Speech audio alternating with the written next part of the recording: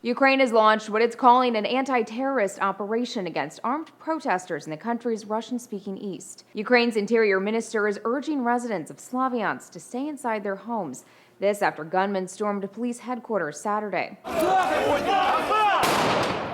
Similar scenes in Donetsk and Kramatorsk. This amateur video purports to show a shootout between police and the armed men that left at least one security officer dead. It's hard to say for sure who these gunmen are. Kyiv's new government, along with its European allies, describe these unidentified men as pro-Russian activists, armed with Russian-made guns and acting with the support of Moscow. The BBC's David Stern reports one of the spokespeople for the activists in Donetsk told him they were working alongside the group of protesters 80 miles away in Slavyansk, and that would at least suggest the events in both cities were coordinated. The unrest certainly echoes the events that led to Crimea's annexation about a month ago, and it's making Kyiv more nervous. NATO says some 40,000 Russian troops are amassed on Ukraine's eastern border, ready to move within 12 hours.